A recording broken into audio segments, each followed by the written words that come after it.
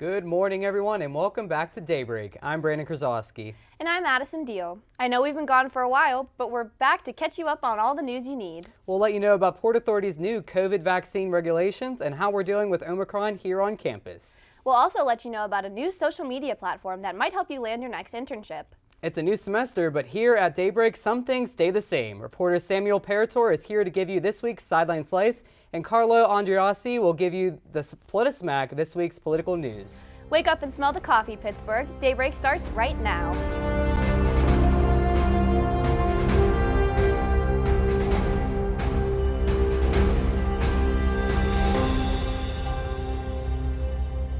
Welcome back. Here's your campus news, starting with your weekly weather update with Alexa Shawless. Thanks, Addison and Brandon. It seems like Pittsburgh waited until we were all finished with the holidays to hit us with the winter weather. In the next week, expect some light snow showers on Monday and Tuesday. There will be mostly cloudy skies, but expect some spots of sunshine throughout. High temperatures will range from the mid-30s at the beginning of and end of the week to the low 20s in the middle. Unfortunately for us, low temperatures will range from the mid-teens, reaching down all the way down to -2 on Thursday. Luckily, the expected snowfall isn't nearly as intense as the one we experienced last week, but that doesn't mean you shouldn't make sure to bundle up. That's it for your weekly weather update. Now let's hand it back over to your hosts. The snow that we had this week was so pretty. I went out to the point, played in the snow. It was so much fun. You know, it was really pretty, and then I was able to get down my street after, because I live on a dead-end street. They don't treat my road. So I was able to get down my road. I was fine. And I tried to get back up the road, and me and my dad were outside for maybe about like a half hour trying to get my car unstuck. Oh no.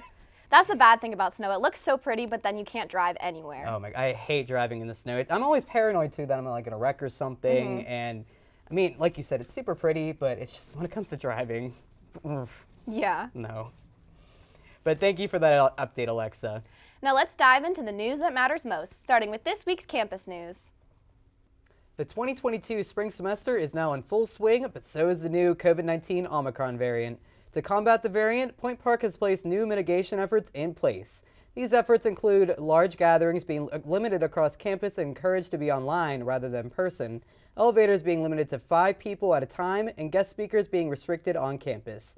Isolation and quarantine guidelines have also been updated to match CDC guidelines. A full list of changes can be viewed on the Point Park website. Martin Luther King Jr. Day is celebrated on January 17th. While Point Park celebrated with a day off from classes, there were many other celebrations on and off campus. On Sunday, January 6th, there was a sermon celebrating MLK at Lutheran Church, North Hills, that encouraged student attendance. On campus, CAB held a Pittsburgh Pantry food donation in the Lawrence Hall lobby. Finally, Thursday, January 20th, the PPU's staff and faculty of color held a panel to discuss their stories and experiences. If you missed some of these and are looking for a way to celebrate MLK this week, the 24th Annual Pittsburgh Racial Justice Summit is holding an online event on the 21st and 22nd. Welcome to everyone. A new year means internship opportunities for Point Park students. Students are reminded to check out the social media platform Ripple, which connects to many different internships matching your major. Various emails are also sent out to Point Park students throughout the semester, so be sure to check out your email when you can to stay informed. If there are any questions about platforms or internships, contact Maddie Schick at mkschick@pointpark.edu. This Omicron variant is so crazy. It just spreads so fast and it like changed everything. You know, I didn't have COVID all this time up until just 2 weeks ago, just a couple weeks ago. Yeah, over break. And you know, it was really bizarre. Like I didn't lose my taste or anything, but one day I woke up and I could taste metal. That's And that was strange. it. Like everything tasted like metal. But I mean, thankfully, you know, I got vaccinated and everything, so my symptoms are mild. But you know, it's real and it's out there. It's spreading like wildfire. My buddy even had it too. Almost everyone I know has gotten it at least once. Everyone that I'm close with has had it at this point. But you know, hopefully in the future we can turn the curve. Yeah. And you know, get this over with and go back to normal. But who knows what that's going to be? But for now, we'll still be here and we'll still be bringing you the news. Yep. After the break, we'll tell you about a Pittsburgh native surgeon who completed a medical feat that you won't want to miss. We'll also tell you what major political event wants to set up shop in the Steel City. And don't forget, our reporters Samuel Parator and Carlo Andreassi are ready to give you this week's sports and political news. Don't go anywhere, Daybreak. We'll be right back.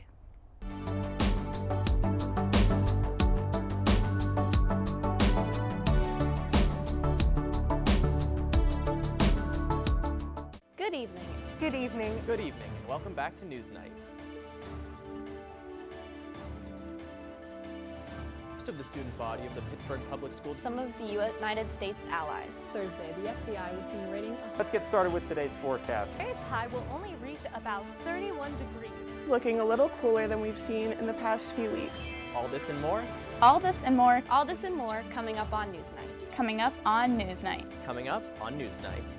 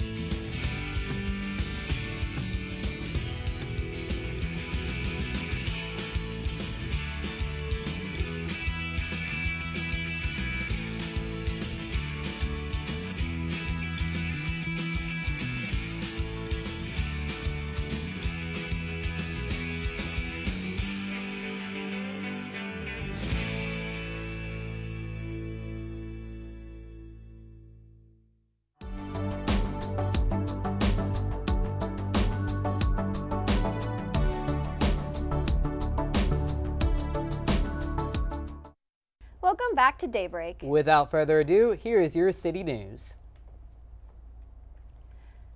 Dr. Bartley P. Griffith, a Pittsburgh native surgeon, has successfully performed over 1,000 heart transplants throughout his 40-year career, serving as chief of cardiothoracic surgery at UPMC before transferring.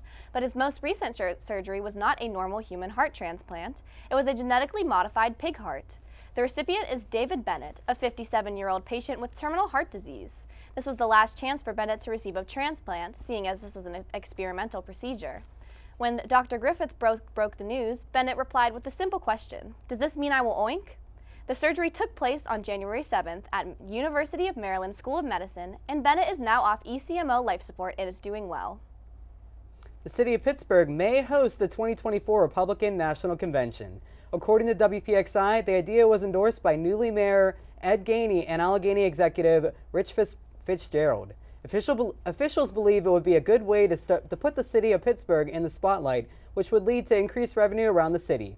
Pennsylvania has not hosted a Republican convention since 2000, which happened in Philadelphia. The short list of other cities include Milwaukee, Nashville, and Salt Lake City. Port Authority of Allegheny County announced on January 10th that they will be requiring all employees to be fully vaccinated by March 15th. The employees will be faced with discipline if not vaccinated by the date, including termination. The policy does not include testing, but does state that workers need the first and second shot. Boosters are encouraged but not required. Agency CEO Catherine Kellman states, quote, "It's very clear that if we don't expand how many of our employees have been vaccinated, it's going to be much harder for us," end quote. Accommodations will be examined on a case-by-case basis.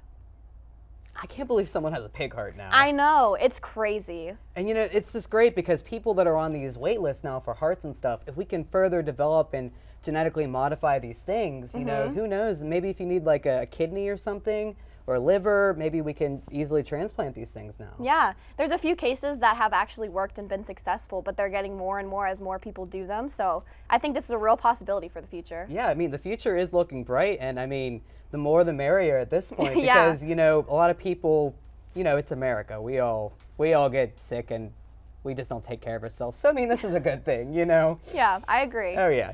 Coming up after this break, we have this week's Ray of Sunshine. But first, we're going to get to our weekly sports news with Samuel Parator's Sideline Slice. And we'll politismack your political news with reporter Carlo Andreassi. Stay tuned, Daybreak. We'll be right back.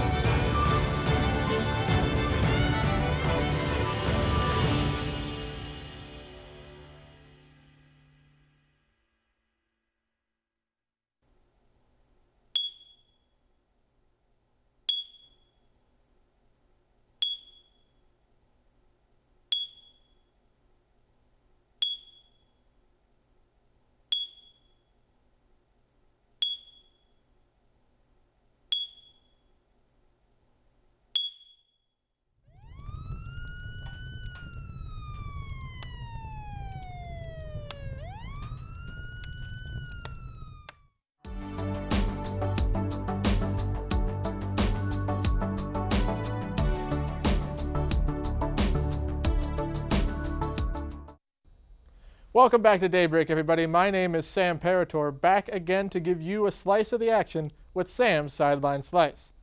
After miraculously sneaking into the playoffs in the final week as the number 7 seed, the Pittsburgh Steelers are heading into their offseason after a very unfortunate 42-21 blowout loss against the number 2 seeded Kansas City Chiefs last Sunday. They were given absolutely no shot from the start as they went into the game 12.5-point underdogs thanks to how explosive the Chiefs can be on offense. Surprisingly, at the beginning, the Steelers were able to stay in it. The defense held their ground, as they have a lot this year, and kept us in it early as the offense stalled out drive after drive. TJ Watt actually got the scoring started as he scored the first points of the game off a 26-yard scoop and score early in the second quarter. You would think that that would have been just the thing to energize the Steelers, correct? Well, it did the exact opposite, as it basically ticked off Patrick Mahomes as he would go on to throw for 404 yards and 5 touchdowns while the Chiefs found the end zone on the next 6 consecutive possessions. An unfortunate end to the season that was full of ups and downs and a lot of frustration, but this one is a little bit different for Pittsburgh as they reach the end of an era. That's right, 18-year quarterback Ben Roethlisberger has shown that all signs point to that being his final game. The 2-time Super Bowl champion has hinted at retirement over the past couple weeks as he nears the age of 40. Through 18 years in the league, he never once suffered a losing season as he put up the numbers of a surefire Hall of Famer and maybe even a first ballot one at that. With that, I say thank you, Big Ben, for a career full of memories that us Yinzers will not soon forget. That's all for me. Now let's hand it over to Carlo Andreassi for this week's PolitiSmack. Thanks, Sam. Welcome to PolitiSmack. I'm Carlo Andreassi.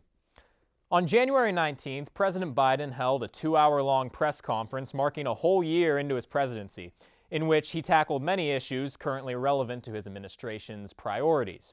Here are a few key takeaways from the press conference.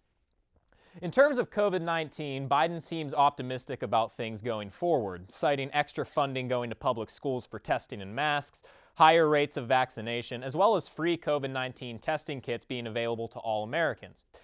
He has also made clear that we will not see any further federal shutdowns, and he's encouraging schools to stay open. The Biden administration is currently trying to pass the Build Back Better Act, which includes economic reformations such as increased child care benefits, universal pre-K, reduction of prescription drug costs, and investment in green technology. However, that bill has been stalled due to an agreement not being reached with Senator Joe Manchin of West Virginia. When confronted about this situation, Biden indicated that he's willing to break up the bill and, quote, get as much as we can now, come back and fight for the rest later. As a whole, Biden seems to have thrown in the towel trying to negotiate with Senators Manchin and Kyrsten Sinema of Arizona. As he said that his role as a senator was to be a negotiator, and he's starting to concede to the idea that this isn't, or at least shouldn't necessarily be, his role as president. He says, quote, the public doesn't want me to be president-senator. They want me to be the president and let senators be senators. In terms of the Afghanistan withdrawal, which Biden has received backlash for due to its messy outcomes, and the Taliban takeover of the Afghan government, Biden stood by his decision firmly, indicating that it would not have been worth it to continue spending money occupying the region with no possible avenue to success. That's all for your PolitiSmack update. Now let's get back to your hosts. Thank you, Carla. Don't go anywhere. We'll be right back with this week's Ray of Sunshine.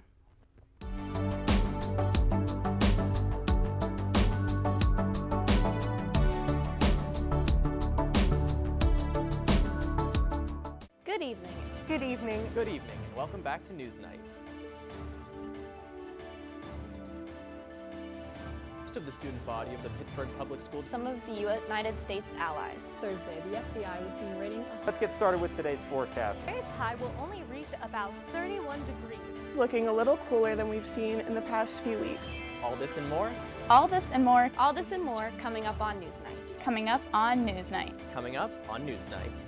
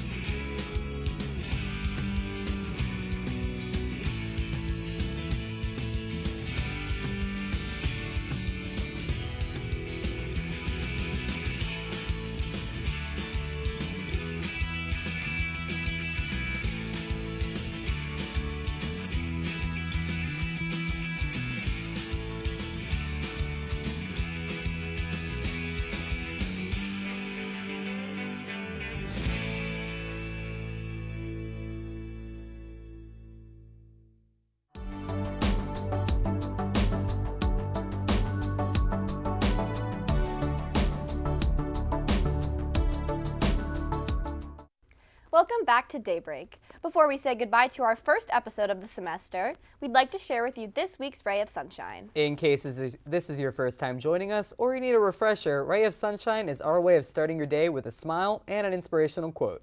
It's a new semester, a new year, a new everything. So to honor that, this week's quote is one that highlights the importance of change. The quote reads, "Change is inevitable, but growth remains optional." That's a nice quote about, especially during these times with COVID and all of this other things, very uncertain, everything's changing all the time. It's good to remember that not all change is bad. Exactly, and I always like to say that you need to make the best out of everything. So regardless of lockdown and everything, we need to come out stronger than we were before. I agree. And that's really the thing. And if you just don't try to change, then it's just not going to happen. You're going to end up being miserable in the end, and you're going to realize that it's going to suck. But that's the best thing that I can really say for you. I mean, in the changing times, every day is different now. One day we're told one thing, and the next day we're told something else. And you know what you got to do? You got to roll with the punches. Yep. And that's really the best thing that I can say. Yep. And that's about it. Yeah. But that's going to be it for our first spring Daybreak. Thank you so much for watching. You can catch clips from all of our previous Daybreak episodes on our YouTube at UView Television. Don't forget to subscribe and follow us on Instagram and Twitter at Daybreak PPU. I'm Brandon Krasowski. And I'm Addison Deal, hoping your news is good news. Have a great day, everyone.